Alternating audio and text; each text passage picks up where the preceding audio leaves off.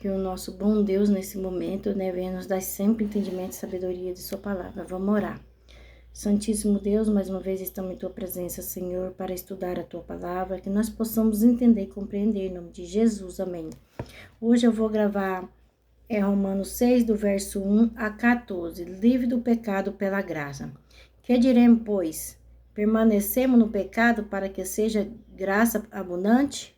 Será que nós vamos permanecer no pecado para que nós recebamos a graça? Não, de jeito nenhum, né?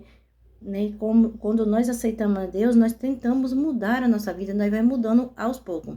De modo nenhum, como vivemos ainda no pecado, nós que era para Ele morremos. Então, quando nós vivíamos no pecado, fazendo tudo que não existia, quando nós aceitamos Jesus, nós morremos para o pecado, porque nós lutamos contra o pecado para não cometer mais o mesmo erro. Ou, porventura, ignorai que todo que fomos batizados em Cristo Jesus, fomos batizados na sua morte.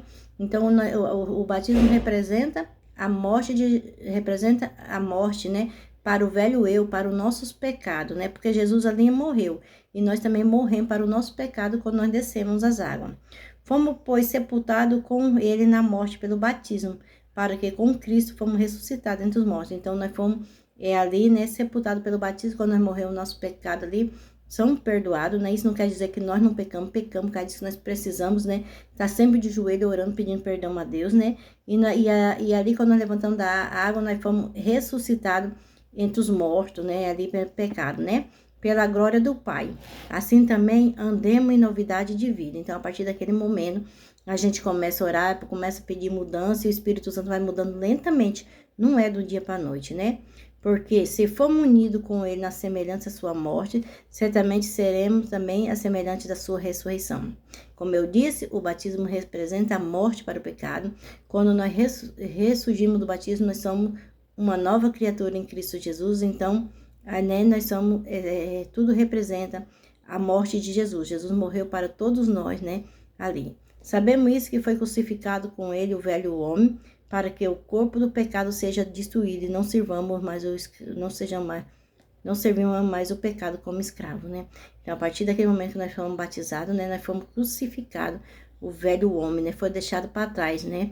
O pecado já está destruído. Aí, a partir daquele momento, nós seremos ali, né, não servimos mais o pecado como escravo. Portanto, quem morreu está justificado do pecado, né? Então, quando nós morremos para o velho homem ali no batismo, nós estamos justificados do pecado. Ora, se morremos com Cristo, cremos que também com ele viveremos. Se nós morremos e deixamos o nosso pecado, nós também cremos que nós vamos viver com Jesus, porque Jesus ressuscita, ele está no santuário celeste intercedendo por nós, né? Sabedores que, havendo Cristo ressuscitado entre os mortos, já não morre, a morte não tem domínio sobre ele, né? Então, quando nós somos aqui, né, sabendo aqui que havendo Cristo ressuscitado entre os mortos, já não morre a morte, né? E a morte também não tem mais domínio sobre Jesus, porque Jesus venceu a cadeia da morte, né? Pois quanto a ter morrido de uma vez para sempre, morreu para o pecado, mas quando vivemos, vivemos para Deus. Então, quando nós morremos para o pecado, nós morremos para sempre, e quando vivamos para Deus. Assim também vós considerais vós mortos para o pecado, mas vivo para Deus em Cristo Jesus. Então, nós devemos considerar a morte para o pecado e viver para Deus. Não reine, portanto, o pecado em vosso corpo mortal, de maneira que obedecemos às suas paixões.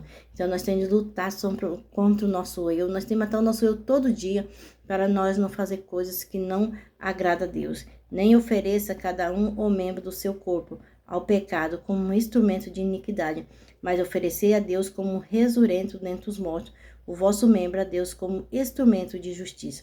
Então, nós não vamos oferecer o nosso corpo ou com bebida, ou com avareza, ou com prostituição, qualquer outra coisa, mas nós oferecemos o nosso corpo a Deus, como? Se alimentando bem, dormindo bem, comendo corretamente, servindo a Deus, procurando estar sempre em comunhão com Deus para não cair em pecado.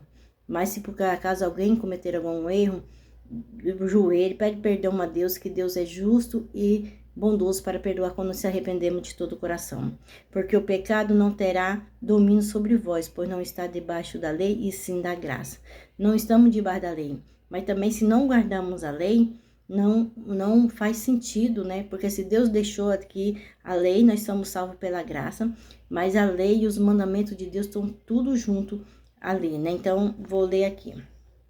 A palavra batizar em grego, língua, que é o Novo Testamento, foi escrito, significa mergulhar, emergir, fundar. A única forma de batismo reconhecida na Escritura por emissão, João 3:23. O batismo é uma demonstração pública de uma relação espiritual anterior entre os crentes e Cristo, no veículo não estreitos que a vida com crente.